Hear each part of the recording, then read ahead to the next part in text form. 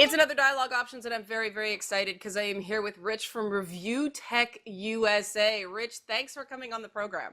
Not a problem. How are you? Great. I reached out to you thinking you didn't know who I was. It was very funny. I didn't connect your YouTube with your Twitter account.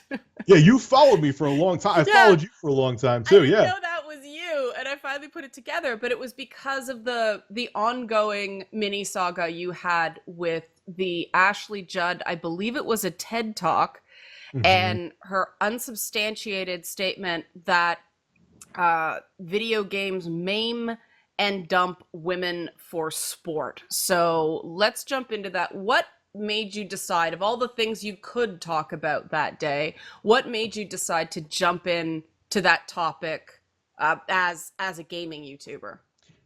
Because, well, it was funny. I actually saw a Forbes article from Eric Kane. I didn't even know about her TED Talks, and I've actually had an interview with him before on Twitch. And I read what she said, and I'm like, I mean, which I know he's a very good journalist, and I didn't question him, but I'm like, there's no way she would just flat out say something like that. That's totally unsubstantiated. So I watched the TED Talks, and yes, she actually said something exactly like that. That totally was totally unsubstantiated. And the thing about when, like, I wish I remember exactly what she said off the top of my head, where she says that there's the gaming industry makes billions of dollars. She was at a party in Aspen, and the gaming industry makes millions of dollars off of maiming and dumping women for sport. And then she went basta. I'm kind of paraphrasing for everyone out there, but it's pretty much the context. Liana could tell you too. I exaggerate anything. And that is first off, you know this too. There is no game from a credible indie developer or AAA developer, at least that I know of, unless there's one out there that you and I have missed, that its main goal or even a side goal is to maim and dump women for sport. So what game was she talking about? What magical game that you and I both missed is she talking about where it's your main goal or any kind of goal to go and physically attack women? And of course, like Eric Kane said in his article, she was probably talking about Grand Theft Auto 5. It's safe to say, and I could be wrong, Ashley, I know you're probably never going to watch this, but if you do, that you don't play video games. You're going by what another person said, that another person said, that another person said, and you come out and you state the information like fact. And the proof, and I'm sure you could see this too, Leona, that it was absolute bullshit, is why didn't she give an example? How could you have a TED Talks be up on stage, say something like that, that's so bold and dangerous to say, and not say, well, this game does it, that game does it. You don't know of a game. But you say it in a manner that is very convincing. And when you have a bunch of people that are impressionable like that, that misinformation spreads. And like I said in my video, that's one of the things that's so dangerous right now. The internet, information spreads so fast on the internet, it's almost like another dark ages of information because you never know what's true and what's not true.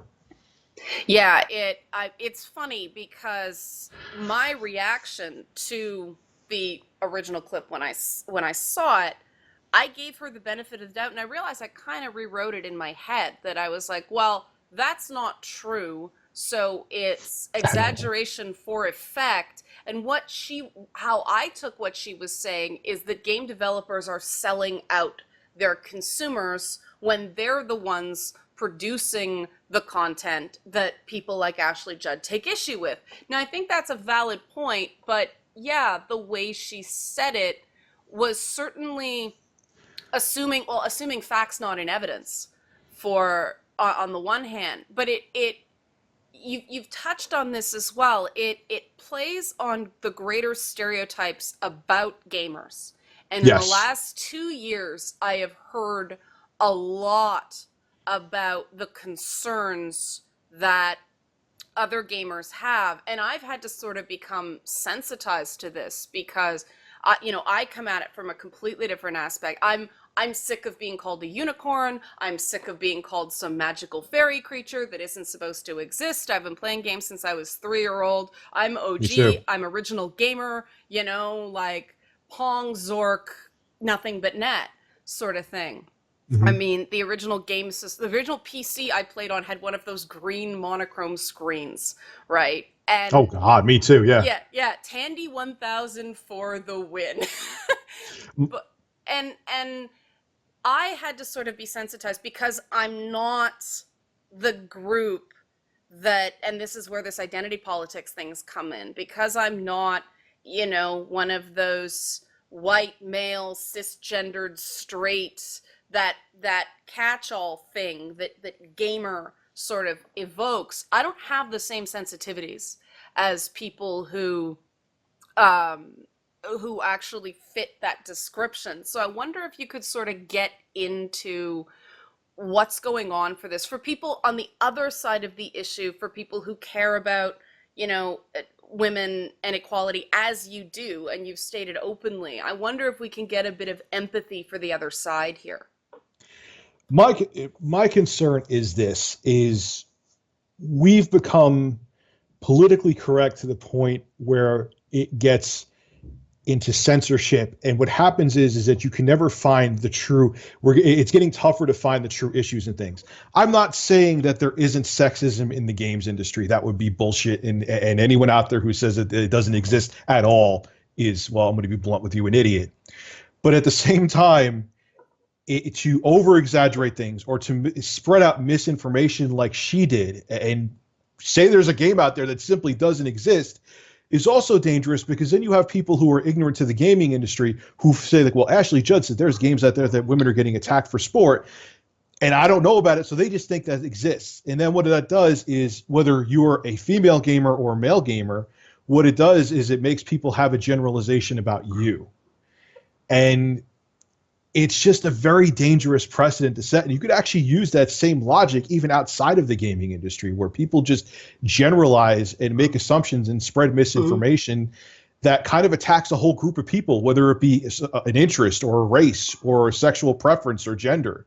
And people, you have to realize when you're, and I have to realize it too, and sometimes I don't, I'll be honest with you, and that's kind of my own fault. When you're in front of a large group of people, whether it be on YouTube or a stage or something like that, you have to realize how much of an impact you can make on them.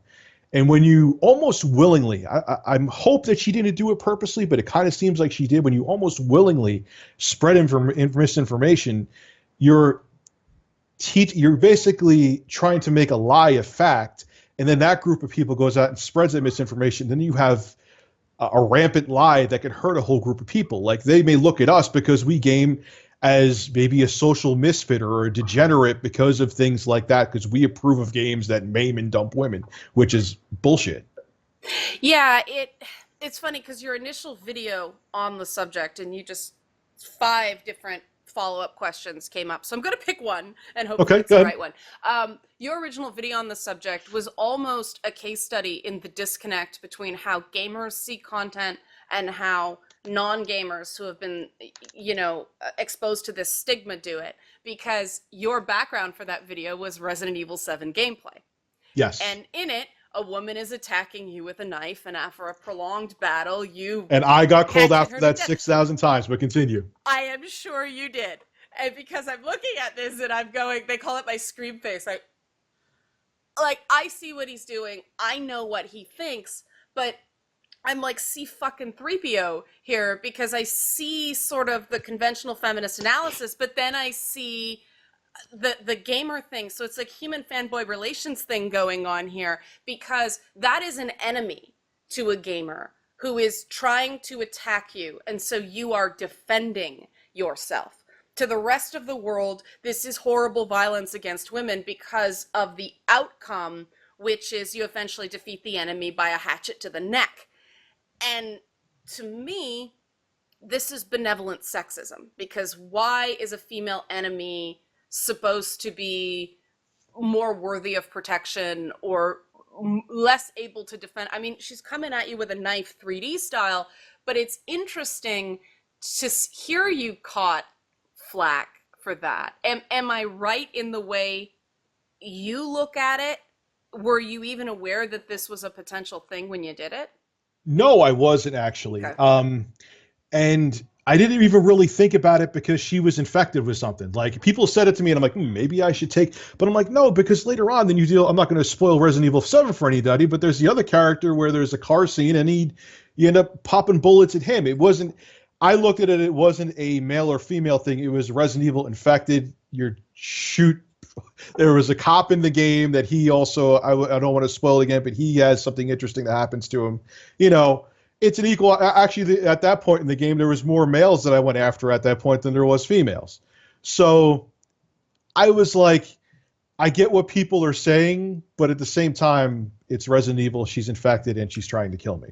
But this, first of all, this comes down to context, but this comes down to games as an interactive medium as opposed to film and TV, where most of our mass comm theory comes from being linear, meaning you cannot change the series of events or the outcome of a movie or a television show.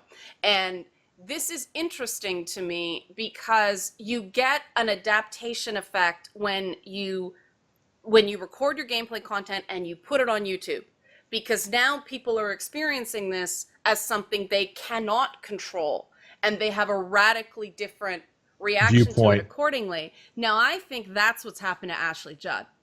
I think she has watched games. She has not played games. So she doesn't understand Grand Theft Auto as you are, blanking on the main guy's name, Michael.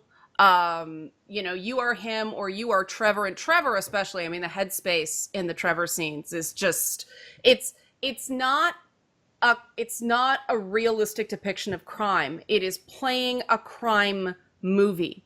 So yes. To me, it's like going back to those 80s and 90s. It doesn't matter how you get it as long as you get it. Crime cinema films, and you're playing that. And it's very different to play it and be actively making choices as to what you do, as opposed to watching it as a passive audience. That's a very good point. You're saying from a spectator's perspective, it may be more horrifying, whereas if you play it, you understand the context of what's going on. Because those mirror neurons kick in, and yes. We know that, thanks to games like Gears of War that actively use mirror neuron theory in their design, that watching something happen, the brain sort of makes it feel like it's happening to you. So for people who don't know, Gears doesn't have action happening when the player's not in control, because that feels weird. And so do you think there actually is a gamer brain? Like, the more you've played video games, the more you, because I know I do this, I catch my hands twitching in certain action movies or something like that, want to play the movie, or I start interacting in, I start interacting in a gamer perspective. I mean, the game for me, the movie I loved, Slip, was Dread. That was a fabulous movie, but it's like a video game is now an insult in the film world, even though they're copying. It's like this weird Ouroboros of the serpent eating its own tail. Games became cinematic, and then it started doing interesting things that not just movies, but professional sports. That 5K camera tech where they're allowed to freeze and spin around. That's all gaming shot composition. I mean, that's what you see in video games. So do you think there is actually a gamer gaze? Oh God, I'm getting into dangerous territory here, but there is actually a particular way that gamers engage in all media that's different from non-gamers. Yeah, I think because we've grown up with an interactive medium or media, we may look at other forms of entertainment differently, because gaming is the only form of entertainment that you could actually interact with what you see in the screen. So you may take that mindset to you when you go see a film or watch a television show, that maybe someone who never actually played a game before, they may not look at it from a perspective that you and I will look at it. And I would think of that as almost being a strong point, if anything, because we understand entertainment from a perspective that someone who never picked up this before may not understand it. Yeah, well, I mean, what it also does, they found, is it insulates us from the cultivated effect that you get from notably television, film to a lesser extent, but that idea that, no, we're continuing to engage actively, cognitively, so we're not having opinions we see over and over and over again normalized in the same way. Now, there are some people that disagree with me on that. They point to, the internet stuff and say there's some sort of sickness within gaming, that there are attitudes and norms that are unhealthy. How do you respond to that criticism? But you could use that mindset with any industry, the film industry, the television industry. I don't know why there's more of a gaze on the gaming community and the gaming industry because it's still a relatively young industry compared to film and television, and people just don't understand it. Why is it when there is a game that has a mature rating on it that people lose their minds more when there's an R-rated film or a mature rated TV show? If you are an adult, I want to be able to choose the game I want to. Why did the Australian government for so long censor games when you would have to be an adult to pick it up anyway? Why is there this? If you're a parent and your kid's 12 years old and you're picking them up an M-rated game, that's your responsibility. As long as the industry's doing their job to let you know the content of the game, why is it different? And I think that's once again due to the fact that there's still that stigma that games are for children, even though the children have grown up and are our age now, and we're the ones that are gaming. Kids are actually more of a minority than adults that play games. It's just kind of frustrating that a form of entertainment that has the same warnings and pretty much standards, if not stricter ones, than the movie and TV industries have, is still scrutinized more simply because people are ignorant towards the media. Yeah. No, I mean, in the ESRB is actually a better rating system than the MPAA is, though, just from the amount of detail. So in that case, scrutiny made the system better. Yes. Where's the line between, because I've been trying to figure this out for myself, because I recognize that we got a superior rating system because of the moral panic surrounding Doom and Mortal Kombat. It was sort of the what happened in the 60s with films happened to games in the 90s, and complete with a zombie thing that scared the crap out of everybody slipping in right under the wire. Where do you think the line is between good self-scrutiny, good sort of taking the pulse because of external criticism, and when it becomes too much and actually does just put everyone in a crouch, a defensive crouch, and it's not beneficial anymore? Well, we're kind of seeing it now where I almost feel like game developers are feeling obligated to put whether it be genders in a game or races in a game when they just where it almost feels like it's artificial and it's being forced to appease everybody and be politically correct.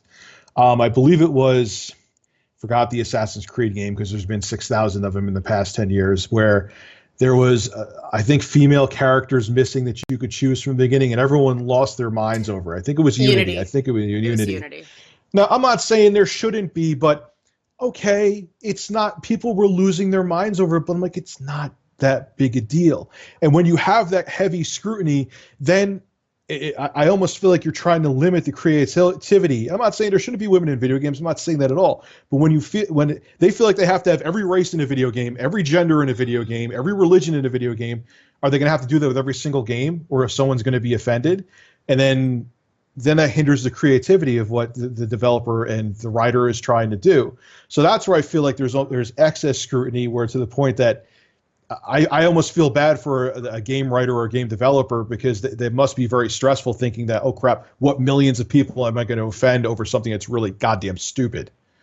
Yeah, I mean, the sad thing about Unity is it's almost like the knives were out for that game before it came out, and so those sort of day one bugs, which were admittedly quite interesting, visual, yeah, but I've seen those exact same bugs in Fallout games, and nobody went crazy over them. It was this weird lightning in a bottle thing, and Unity had a very strong female character in Elise. She was uh,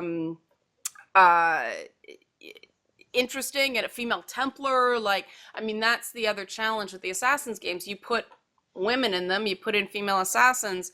Assassins don't die in their beds in their sleep at the ripe old age of 80, right? They tend to die violently, and that's, do you think that the intense toxicity around this issue is actually holding back stories starring women because of this issue of every time a woman's harmed, it gets increased scrutiny? Yes, because here's my thing. I'm all about women having equality across the board. They need to have equality with everything. If a developer thinks a woman should die a horrible, gruesome death in a game, let them die a horrible, gruesome death in a game. Let them have the same opportunities, both good and bad, as a male. And you can't you can't have equality then have a double standard with something else because you feel uncomfortable going there with the character. Women die horrible deaths just like men do. Let it happen, and that I think would help expand the industry instead of kind of trying to be politically correct in every single sector. Let the game flow. If you feel a woman should die a horrible death in a game, let it happen. It'll make the game better if that's the creative path that you want to take. It's funny because that does happen in some games, and a game like Far Cry Primal, for instance, primarily minority cast, black Mm-hmm. people. Essentially, the final boss is a woman who dies in an incredibly painful way when you defeat her, and yet we haven't heard a whimper about this. Nothing. There's a lot of diversity in Watch Dogs 2. We don't hear very much about this. What's because going the on? because the people that are complaining about this don't actually play games and don't know what they're talking about, like Ashley Judd. She goes, like Eric Kane said, for the lowest bearing fruit, which is Grand Theft Auto 5. Do you think she sat down and played Far Cry Primal? I didn't, because I tried like an hour of it. I didn't like it. But do you think she actually sat down and played Far Cry Primal? No, she doesn't. And if she watched my video, which I'm fairly sure that she didn't, and she saw me shooting the woman, she would have probably like, oh my God, he's proving my point in the background, even though she has no idea of the context as to why I'm shooting women, because she's infected with some zombifying virus and she's trying to kill me, So Okay, that but what's going on here that it's still wrong to defend yourself against an attacker with a knife, even though that attacker is female? I mean, she is the aggressor in that scene. What's going on? Like from a man's perspective, you can only speak as an individual, but what's going on here socially? that the reason why he was like not trying to kill her Well, no, is what. why is it considered still bad that a first person protagonist, which is presumed male, why is it bad for a man to defend himself against an attacker with a weapon when that attacker is female? Because it's funny, people want equality, but at the same time they don't.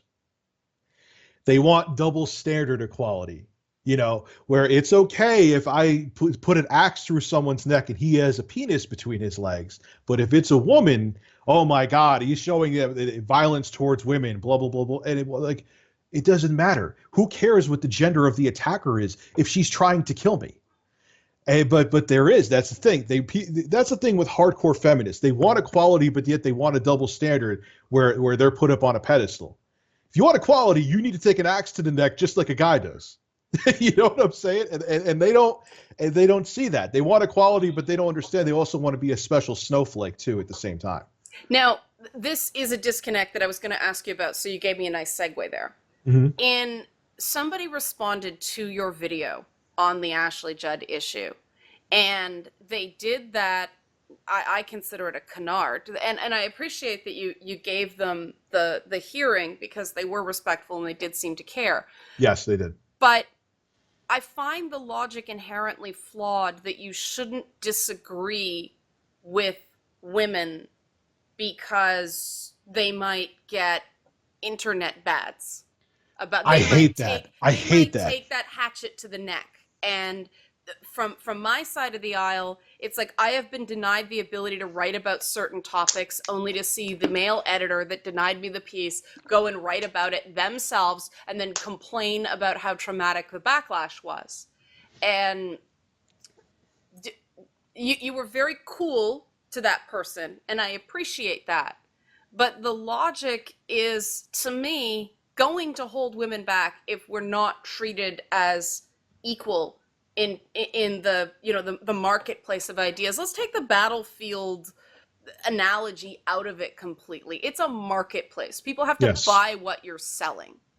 And if you can negotiate with the guy down the street because he happens to be a guy and the price is the price here, you're going to go where you can get what you perceive to be better value, even though in those negotiated systems you tend to overpay. What do we do? And I know this is a difficult question, but I already asked you what you think, so I'm going to say what do we do? What do we do about this inherent, what you called it, double standard? This putting women up on a pedestal, then putting a giant energy shield around her, and then having turrets if you try to come anywhere near her. You can't have a conversation with a person in that scenario, yeah? No, So you can't. what do we do? I don't even know if there's a solution. It just over time, we're going to have to slowly, like standards like this where everyone is on the same level. It just over time, people are going to have to realize, hey, equal opportunity also means that you have to take the good with the bad. Mm-hmm. Okay. Mm-hmm. Ashley Judd. Oh, look, I in my video, and they were like, the person who refuted me, or the company that refuted me, I should say, they're like, you cause your followers to go after her and so on and so forth. I'm like, look, I don't condone that. I condemn that. I've condemned it in videos before, but she can't make a bold statement like that and not expect people like me to respond.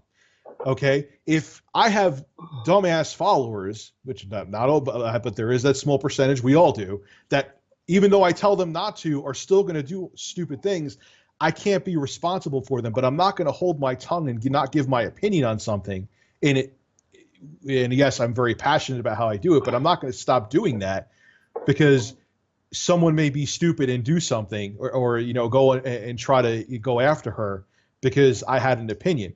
I think they should be locked up and thrown in a cage for doing something stupid like that. But we can't hold back the way we feel. Like if Ashley Judd made a video about me, I wouldn't be like, how dare you do that? Now I'm going to have your followers come after me. She has the right to come after me if she wants to. And it has to be both ways. You can't say something like Ashley Judd says and then also play the victim because you're a female and how dare I come after you.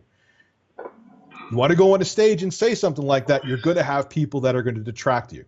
Well, and all you're really asking for is cite your game. I mean, the only one I can think of is that beat up Anita Sarkeesian game. That actually was maiming a woman for sport or a But again, sport. that wasn't by a It reputable wasn't developer. mainstream. Yes, exactly. Yes. But if we are to say there's one game, but I think that exception, the fact that this is the one we can go, okay, that game did do that. If we look at what's different about that game than the games I think she was referring to, first of all, that is not beat up a woman, that is beat up an identifiable public person who happens to be a woman. What a stupid, shitty idea to make a game like that, because that makes everything step back, 2 years when people do that shit. But then the same people made games about, all these games came out about Donald Trump where he was splattered into a bloody mess for sport. And you don't hear anybody complaining about that. The same leftists who complained about that game thought it was okay to maim a candidate for president. It should be wrong either way. Just like I've called out Anita Sarkeesian 1,000 times in videos. And when I found out that the FBI had valid death threats against her, I was like, that's wrong. Yeah. You're wrong for doing that, and sending her bomb threats and doing stuff like that is hurting your cause more than you can imagine. Call her out in videos, have an opinion, but don't send her threats because all it does is make you look like an animal. Do you think, though, that these people have a cause at all, or is their cause feeling like, a big so-and-so because they made someone afraid? Like, is the doing the actual intent here? Because No, you think they're actually getting spun out, and these are well-meaning people who just do stupid things? Well, you're talking about the people who send the threats and things like that? Yeah.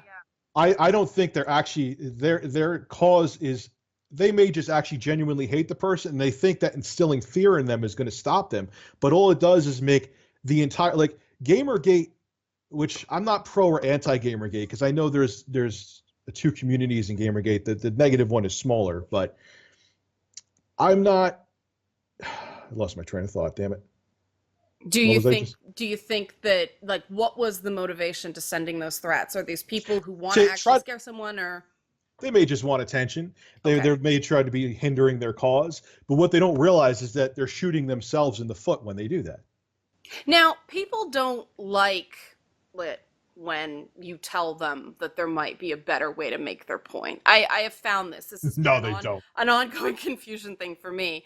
Um, as a YouTuber, I know I get, you should say it this way or you should do it this way. It's all about tone and approach, and people are super hypercritical and they're trying to help. I appreciate the feedback, but at the same time, then when you talk about people in something like Gamergate and say, I appreciate what you're doing. I don't think you're being effective in the way that you're going about it. I got accused of censorship. Now, I this get isn't that too. censorship, but where do you think this sensitivity is coming from? That's a tough one. Yeah. It's again, it's people having a double standard. I always remember too with one thing I hated that with Gamergate is that they tried to accuse everyone of being like an 18-year-old male kid. And when there was a video evidence proving that they were showing they had transgender, black, white, gay, straight, they were all, but they just wanted truth in the gaming journalism Yeah. community. Um, it's the sensitivity. It comes from people wanting their cause to be the only right cause, and not anyone else's opinion is wrong, even if there is some truth to it. And that's the thing I hate, is where people are trying to make their opinion fact, and they're trying to shut out anyone else for what their opinion is, even if their stuff is based in truth as well. And I hate agendas, and I think that's what happens is people become sensitive because they have an agenda and they want to see their agenda become the standard, and that's where I think Right. the sensitivity comes from.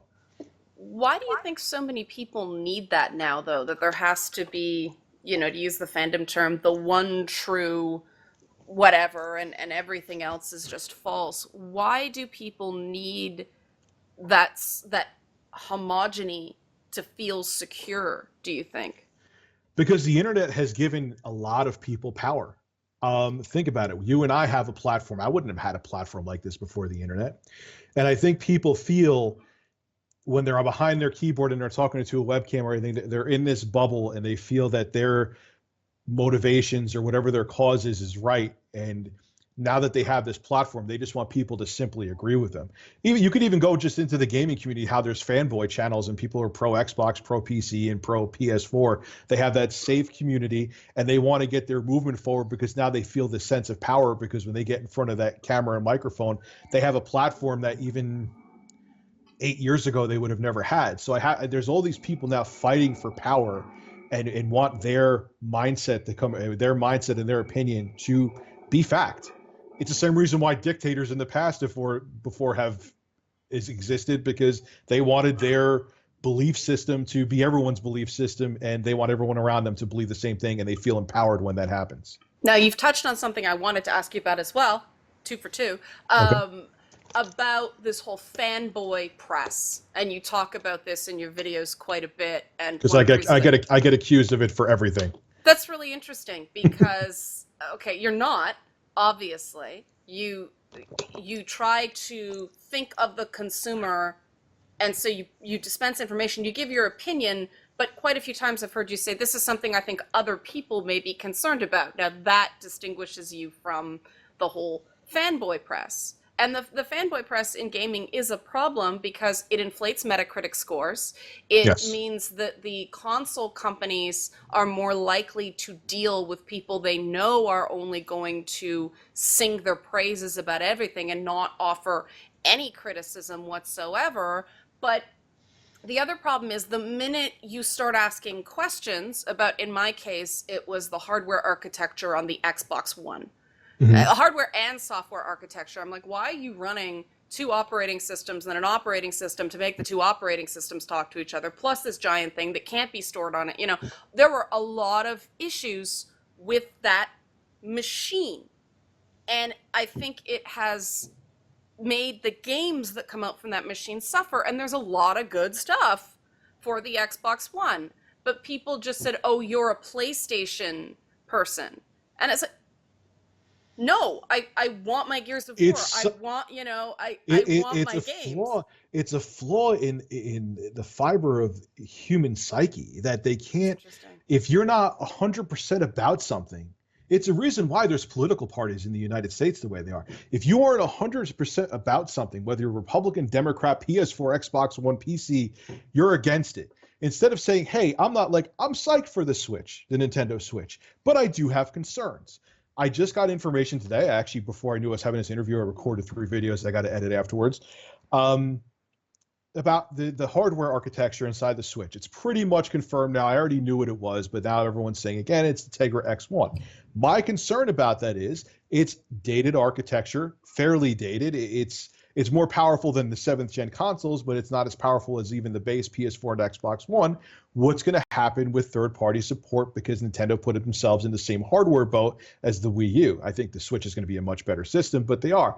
And I question that, oh, you just hate Nintendo. Why do you hate Nintendo? Nintendo hasn't been about third-party games, which I know is a pile of shit because I've been gaming since I've been in diapers. And Nintendo, yeah, okay, they may have been dicks to third parties, but what made the NES and Super NES successful was the fact that they had third-party games for it. Mm-hmm. But that's the thing, is that unless you just praise something blindly, and you'll still have the detractors saying you're a fanboy. Mm-hmm. It's like you can't be objective. No one wants to be objective. Everyone's on a team. Which, hey, if someone's paying Nintendo and getting paid by Nintendo and Sony for being a fanboy, let me know. Like, I'll take a check. People are. They get, they're $300 a game or whatever it is to be uncritical. Okay. You know something that I don't know. Yeah. Yeah. I mean, this came out in the NDAs, the whole Shadows of Mordor controversy. Oh, yeah, I saw that. Yeah. Okay. Yeah. People were signing contracts that said they wouldn't show bugs. They wouldn't. And to me, it's like, what is your endorsement worth if you're not allowed to do that by the game company? I don't understand this marketing. Like, I don't. I know it's out there, and I know I'd probably make more money if I did understand it, but this seems to make you a very poor source for people to look at regarding their choices in individual titles that are very expensive. $80 is a lot of money to drop on a game. Granted, they say all the time that it is not, compared to indexed to inflation, it is not as expensive as those cartridge-based games we bought for $50 a pop back in the 80s. That's very true, yes. That is true. But there's a lot more games to buy. Yes. It wasn't the Activision shovelware of the 80s that you could wait till it was $5 in a discount bin. Yes. Yeah. There's a lot more. I mean, this week alone, I'm like, my God, why are all the games coming out this week? Why do they all cluster together? And I know there are reasons, but there are concerns with this. And how do you, knowing no matter what you say, someone is going to complain? How do you decide how you talk about a subject? Well, when it comes to the endorsements, I've been Square Enix came to me, okay, and I was endorsed to talk about Final Fantasy 14, which I said that Square Enix came to me, even though people were like, oh, you weren't transparent enough with that, which that game is awesome, by the way, Final Fantasy 14, and I'm not endorsed by them anymore, so that's just me saying It's a good game.